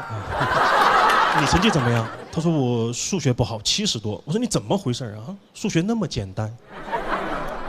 他说我不会呀。我说你不会，你可以问呐。不能问。没过多久，那个数学模拟考试卷子发下来，我就把书摸出来了。因为老师没见过胆子这么大的学生啊，都不敢招呼我。但是不得不说，朋友们，数学真的不适合翻书啊。当时那个卷子我完全看不懂，当时考那个圆的面积公式，我说怎么数学里面有英文呢？后来经过这半学期的努力啊，还是上中学了。各位朋友们，中学也要挖一下，谢谢你们。看来大家对我们踢球的文化要求确实很低啊！真的。好的，上了中学啊，那我就要上一个价值，人生呐、真的会遇到很多困难，甚至是绝境，你都不知道怎么解决，你也不会解决，不要担心，因为你不会，你可以问呢。谢谢大家，大家拜拜。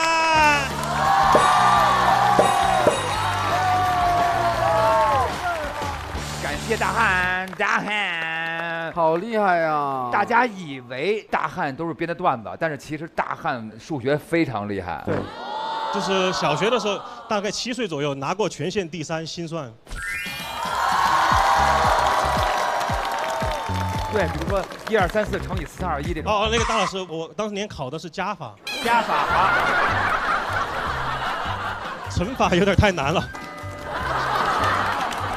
加法呢多少位啊？2位吧，2位。2位啊。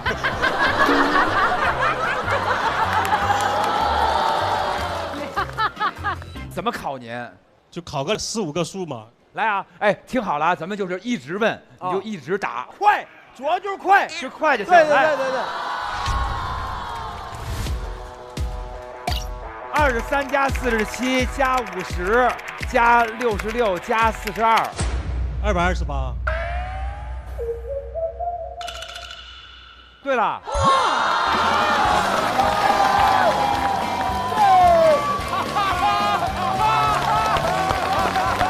太神奇了！哎呀，小鹿，你来试，就是随便啊，就大概5个数差不多吧。不行，我们要挑战，7个挑战一下吧，7个可以啊，咱们连着说7个数。好。79加56加69加48加37加76加94。455。459啊，不行，只能5个数，只能5个。抹个零啊，那这5个不要了。抹个零。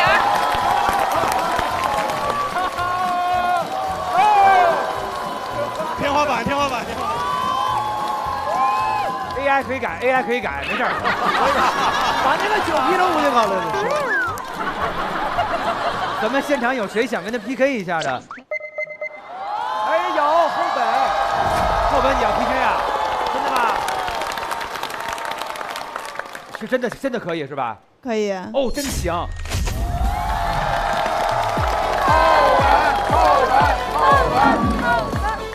哎，我们这个节目这么播出去，会不会觉得我们智商很？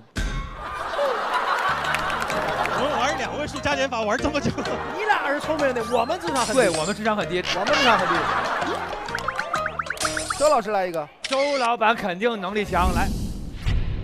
17加18加19加79加81加64。3、2、1，说244。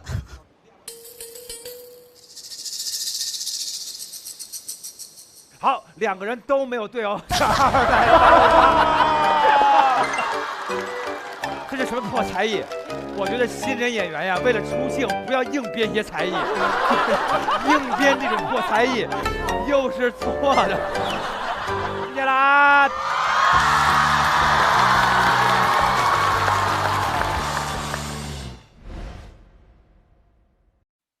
下面这一位啊，他是我们的一位喜剧编剧，有请首次上台的小何。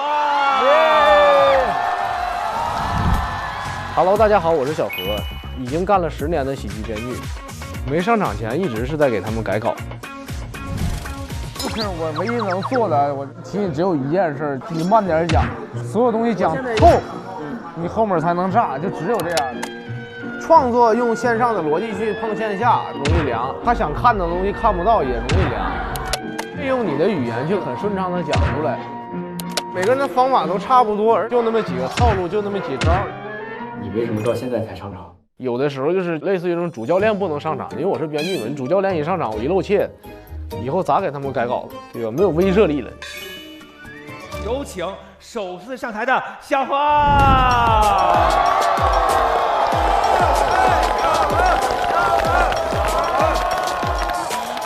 特别好啊！节目都快录到尾声了，第一次上台，感觉节目组都挂咸鱼都是99薪。总导演问我说：“你不着急吗？”我说：“还挺享受当观众的，对吧？其他演员讲的时候我就哈哈乐，然后偶尔说点谐音梗。我觉得光看不讲，混点这个通告费也挺好的。”导演一听都着急了，我告诉你，我们节目不需要2个大老师。做了10年幕后了，这是第一次就当明星，很开心啊！要化妆，要穿新衣服，光那个裤子，服装老师给我换了20条，就为了让我看起来腿能长一点。换到最后我都换烦了，我说老师，你没发现就是我这个腿短不是裤子的问题，这是鞋的问题。第一次录制，我就看到了我少年时期的女神啊，郭碧婷老师。啊，很开心啊！郭碧婷老师真人脸超小啊，有多小？大概就这么小。啊、真的哇，益达女孩是吧？我的脸小到什么程度？没有咀嚼肌，我怀疑她吃益达从来都不嚼。啊，服务员说你的益达，郭老师回头叫是你的益达啊，倒2瓶益达啊，拧开一瓶矿泉水，对。直接吞服，真的。当时录制结束之后很开心啊，跟他合了影，还给他讲了笑话，气氛特别的好。临走的时候有点不好意思，我说那啥，郭老师，您能跟我说一句您的那个经典台词吗？郭老师听完之后愣了一下，但还是很配合。好的，小何老师，那就祝你今后的人生发烂发臭。不得不说，郭老师真灵啊。第2天录那个会员专享节目，导演就给我开了一盒鲱鱼罐头。大家不知道，鲱鱼罐头被誉为世界上最臭的食物啊！之前只是听说过，真正接触才发现这个东西特别的神奇啊！就这么小一个铁盒，里面能装下一整间的厕所。就那个罐头真是太臭了，臭到什么程度？导演一开盖，整间屋的风水都破了。哎呀，这那个东西能入药，你知道吗？通窍。吃的时候我都很庆幸，我说幸亏是见完郭碧婷才吃的罐头，不然我看他都不好意思张嘴。我感觉我要是吃完鲱鱼罐头再去见郭碧婷老师，他就该给我吃益达了。哎，郭老师真的人太好了，就好的就不像一个明星啊！我做编剧的时候遇到过很多难伺候的那种明星。前一阵有个偶像，给他写稿之前，经纪人发了一个 PPT， 专门讲他敏感不能提的东西60来项。我查过敏源都没这么多项。哎呀，这啥都没，队友不能提啊，反目；父母不能提啊，限高；啊，对象不能提，太多。我说那啥，我说那咱专注作品，提作品啊，作品不能提，没有。我相信啊，讲到这儿，你们肯定很好奇这个人是谁，对吧？啊，名字不能提，害怕。真的每天伺候他，刚说好的稿子，我一走马上就推翻啊，打电话让我回来重新写。啊，哥们儿不懂喜剧技巧，但是 callback 用的特别熟练。半夜3点打电话让我改稿子，什么概念？朋友们，午夜凶铃才12点，鬼都比他有人性啊！我找的那个总导演，我说不行，这大哥我伺候不动了。导演还说呢，就是你多少年老编剧了，这你都受不了，让他不行吗？他再狂不能骑你脑袋上吧？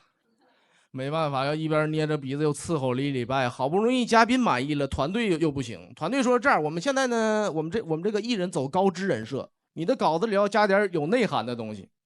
我说他看懂的东西肯定没有内涵，我这辈子就没有见过哪个有内涵的嘉宾要求在稿子上面加拼音的。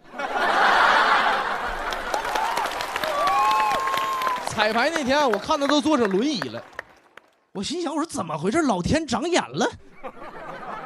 导演推着他过来了，说这个哥昨天参加了一个大秀 ，C 位站了2小时啊，累了，我找了个轮椅推着哥走。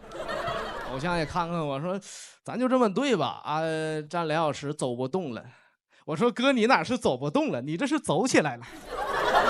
彩排结束之后，导演就跟我吐槽，跟我骂，他说我就没见过这么难伺候的咖啊！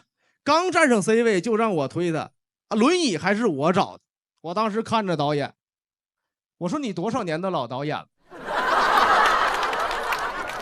你让着他不行吗？他又不会，哎，不对，你要是没找到轮椅呀，他就骑你脑袋上了。结果临录制的前一天，这哥们儿塌房了，被他的前室友扒出来了。听到的时候我就很诧异，我说不能吗？我说那60多条里没这项啊，真的很难受是吧？这次的就是正义没有迟到，没有缺席，就是有点寸。你说你塌房，我知道他肯定会塌房，那你什么时候塌不好？比如你录制完了再塌，或者你节目播出了再塌。最好的，你等我尾款结了再塌，不行吗？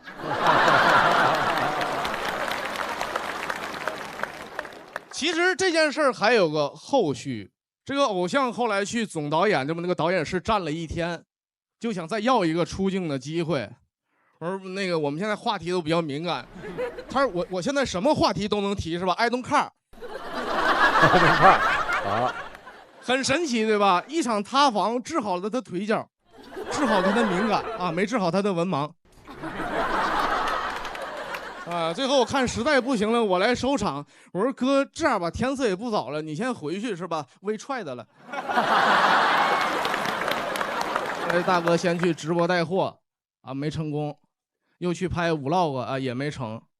最后一次知道他去改干吃播了，我还给他点了一个关注，并不是我跟他和解了，就是我总有一种预感，就按他这个下滑速度，总有一天。我能看着他对镜头开一罐鲱鱼罐头。最后做一个声明，大家可能都猜这个人是谁，但是这个人其实并不存在，因为我们从业者不允许他存在，他只是一些塌房明星的缩影。如果啊，各位节目播出之后真的发现有一个人跟我说的这个人一模一样啊，我只能说这件事有点匪夷所思了。谢谢大家，我是小何。啊，小花儿 ，yes。谁呀？我知道这个人是假的，但是你照着谁写的呀？你就偷摸告诉我们这200多人吧。刘维这种怎么样？编的脱口秀，但很好，前面埋一个瓜，让你一猜，哇，谁呀？天哪！然后结尾是造谣的。他这个事儿很拧巴，是在于你明明知道他是非造谣的吧，但是你还觉得这事儿特讽刺，你愿意相信？那你做这么多年编剧，你是怎么想着说终于来到台前了？给大家讲，就是总有一些段子你卖不出去，不如自己讲出来赚点钱去。那你这个段子肯定人家不要呀，没人敢要。哪个节目组像我们这个节目组这么包容开放，对不对？这么对啊？对，你要庆幸自个儿现在刚出来，你出来半年以后就不敢说这些了。然后非常典型的出道段子是吧？做好转行的打算了，反正。跟大家介绍一下，小何老师之前去过很多节目啊，脱口秀大会。80后脱口秀，火星情报局，大概几十档综艺吧，他都没有去过。编剧都编剧，我都是编剧，他都是编剧。80后就开始编剧了，那阵还叫蛋蛋跟建国的时候，就那阵已经他对，那个时候我在给他们投稿。按照他们这个原型写的吗？我就说啊，有没有给我们稍微就是说偏一点儿？给谁写的时候类似他不让你说什么？其实每个人都有不让说的啊。比如大老师就不让提那什么嘛。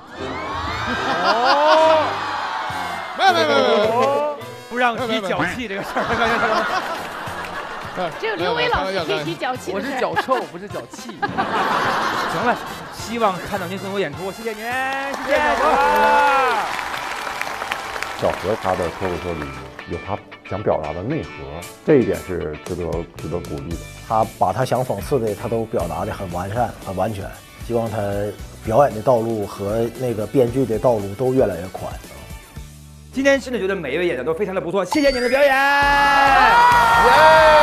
那么，亲爱的朋友们，拿出你们的小手卡，每个人要开始评分了。大家依据自个儿的心理，可以写出自个儿的评语，对我们节目的建议，打出你的分数。谢谢每一位朋友们，谢谢大家。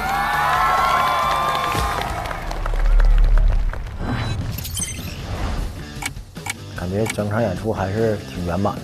刘伟老师这个第一次讲脱口秀的，这个脱口秀里穿插唱跳，整场这个演出观众的这个氛围就被掀起来。我感觉今天我喜欢。演员能把自己线下演出的状态特别自然、完整的搬到这种录制的舞台，是一种很强的能力。反正我觉得都挺好的，对，我觉得今天应该不会去不接头。二豆，你怎么啦？陆姐，你说小时候的快乐多简单啊，只要有点零花钱就行了，不像现在成年人的快乐也太难了。我想要心理委员。哎呀，心理委员可搞不定你的 emo， 我觉得你需要的是一个喜之郎果冻。哇，好大一个！喜之郎这是和我一起长大啦。这是喜之郎超大杯果冻，可以一起分享，你一勺我一勺，吃完心情马上就变好。哇！现在感觉怎么样？快乐童年的味道 ，Q 弹解压治 emo， 童年的快乐回来了，继续吃。又进入到了我们每期的复盘环节，来，这个这个我觉得大宅你开心了啊！经过这些期之后，就是不一样了。观众对你说：“大宅你是真男人，有 real man， 有。”然后现场感染力超级强，还有下半句。声音超好听，哎呀，谢谢。宅宝宝，越来越喜欢大宅的怎么办？还问自己，大宅怎么办？谁不喜欢他，我都会伤心的。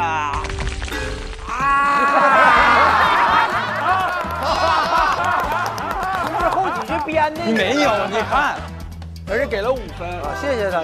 思雨你写的吗？这字儿真像思雨的字儿。思雨写的呀？嗨，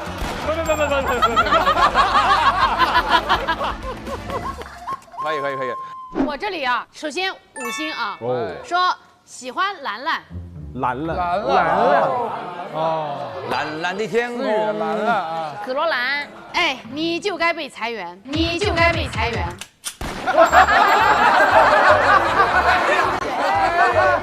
不然谁讲脱口秀啊？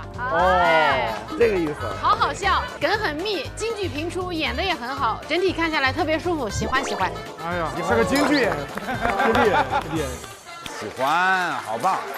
又来一个5星好评，而且这个写字特别多，还特别多。说最惊艳的演员是柳三变，厉害。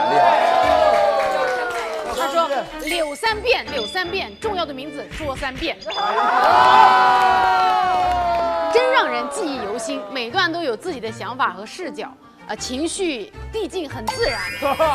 你一定会火的。还有 PS， 柳三变给我一种古早喜剧人的感觉。喜剧老人，这个确实是真的，眼光很毒啊。这个我觉得我不太好读，你帮我读一下吧。来，我来。这个是怎么了？这个是夸我的，我自己读也太尴尬了。哇，好喜欢刘维，控场能力太强了。第一次见到敢跟观众互动这么多的嘉宾，有点大胆，只能说艺人还是老的好。键是后一句好心酸呀，说你一定会火的。这咖位的。我跟3遍一样，我是4遍，我是。听上去咱们这回应该是游戏稳了，稳了。行，那么现在就有请咸鱼来送上我们的结果。嘿，好，不要再漏了哈，谢谢。哎，您用舞蹈来告诉我们这个什么样的一个律？对，我跳一个动作，大家来猜猜今天多少分？来5、6、7。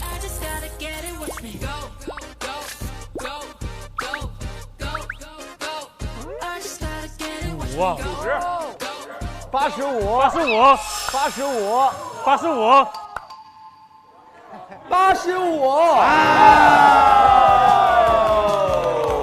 85。这个之前还有更高的。有，别嫉妒，宋木子那期。哦，不是，有点小。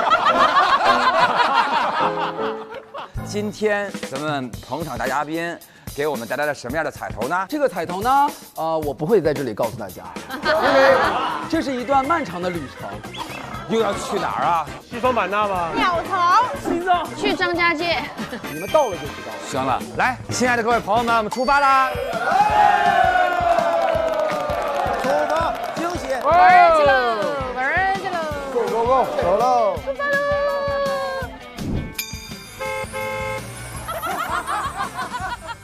各位朋友们，我们今天主打的就2个字：解压。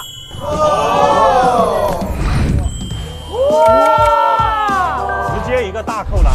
哇，这个看上去好好玩。有拳击。来吧，朋友们，我试一下啊！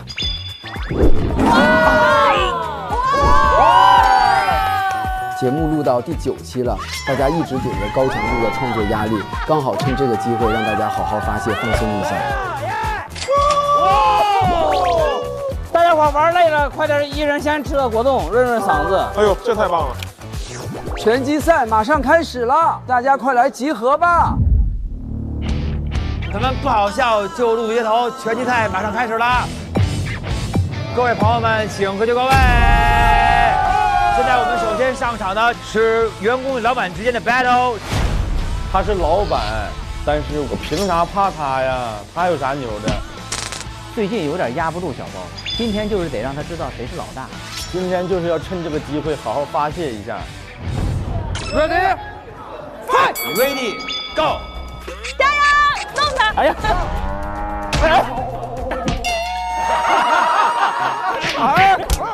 给吴宁2下，分开，谁再打我谁直接输了。再给吴宁欺负的，我的妈呀！我在这儿啊，来，快！加油！他真打！他真打我了！好心酸啊！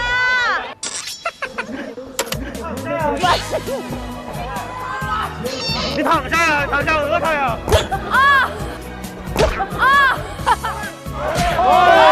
打倒资本家！他真干我！他打我了！吴宁在太恐恐了。红光司机！哎，告诉他兄弟，兄弟，谢谢。下面有请到是天花板，有请 VS 最夯的地板，思雨。什么这那的，我也说实话，我看走不顺眼。他老天花板，他凭啥天花板呢？咱这边指定行。OK， 踩着脚，挠他痒痒，吐痰。代表 underground， 代表 underground。思雨莫名其妙身上代表了一堆人，他代表的是中国说唱，代表 underground， 代表了脱口秀的希望。Let's go！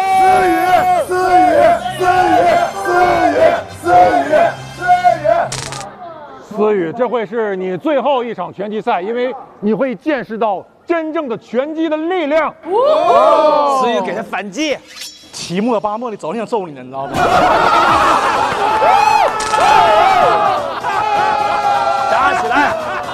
7末8末。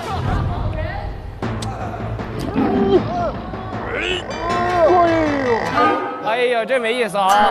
不是思雨，咱下不了台了。啊，这么多呀！还低。哎呀，太丑陋了，这比赛。1、2，站起来啊！思雨，蓝光上。天花板果然是天花板，塞了不少钱啊！为了赢这场比赛，原来这是商务啊，思雨。商务。调起那么高，我都出汗了，思雨。好的，下面咱们要开始今天的最后环节啦，就是全员高空喊话。接下来呢，我们要在最高点抛开所有的顾虑与拘束，大声喊出你们最想说的话。好，我当第一个吧。太吓人了！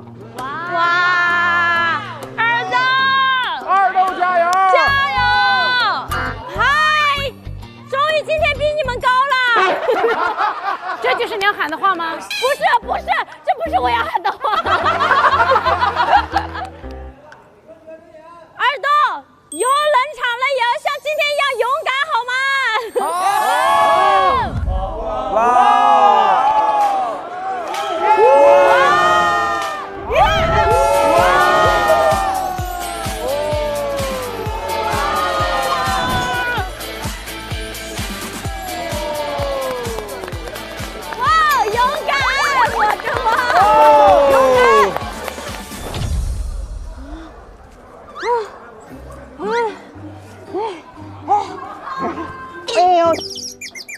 加油后本，加油后本！啊，后本，不要怕失去，你本来就一无所有过。哇！我觉得自己就是运气很好，被大家喜欢，所以我怕大家对我的预期太高了，怕没做好，失去大家的关注和喜爱，这种会让我很痛苦。所以我觉得我要去注重我现在所拥有的东西，活在当下。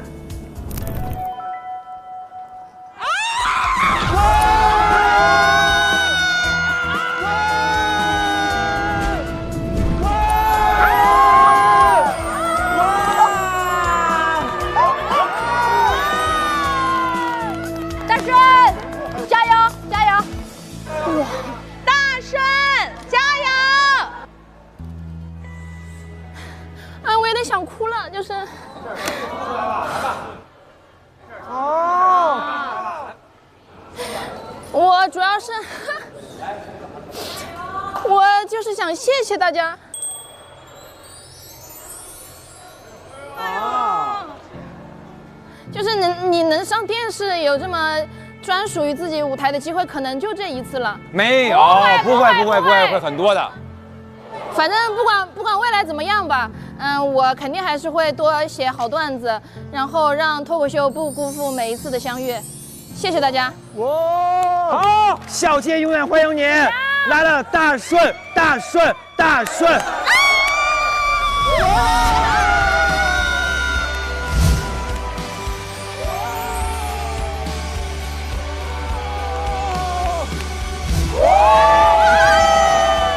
柳三变，好好珍惜你的工作，你要在这行业干到死。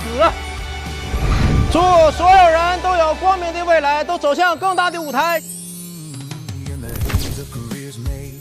整个春节都跟大家一起录的，我希望我们行业一直在春天。让我们一起为喜剧干杯！我真心希望我们那个不好笑就录街头这个节目越来越红，不好笑就录街头。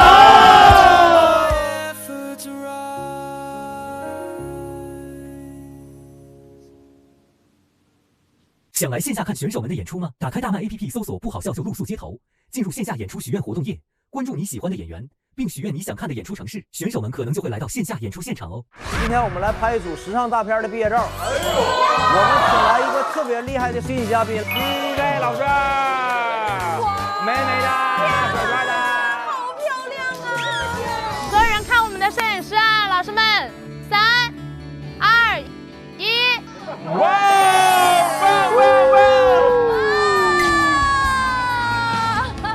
天所有的演员都会挨个把自己最棒的线下内容放在今天的节目里边。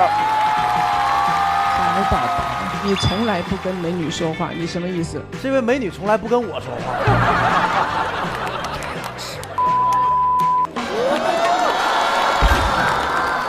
打是亲，骂是爱，这句话太污烂了。孩子看比谁的家长好，也不用比书包里面文具零食了，都脱光了比伤势不就完了吗？哎，你看我这左一块右一块青一块红一块，这都是我爸对我的爱。我有同学从法学转到了考古学，学考古和学法能够做什么呢？他现在在朋友圈卖古法红糖。整季的10场演出呢，平均4星以上，比例达到70%以上。人员解锁不好笑，就露宿街头的线下演出，那我们有没有圆梦呢？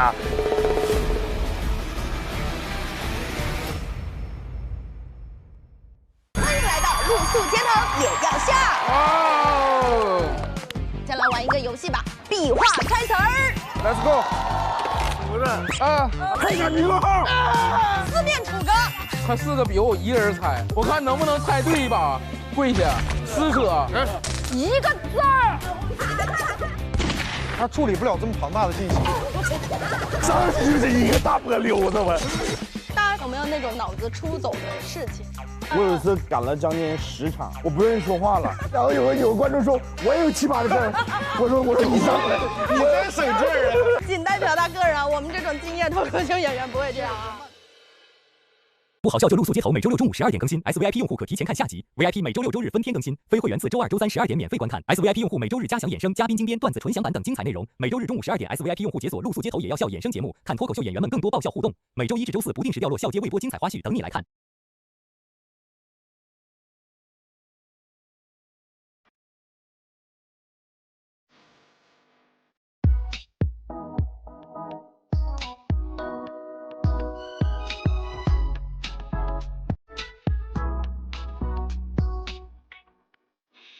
关注新浪娱乐，更多精彩资讯早知道，更多精彩内容尽在新浪娱乐微博综艺、新浪综艺。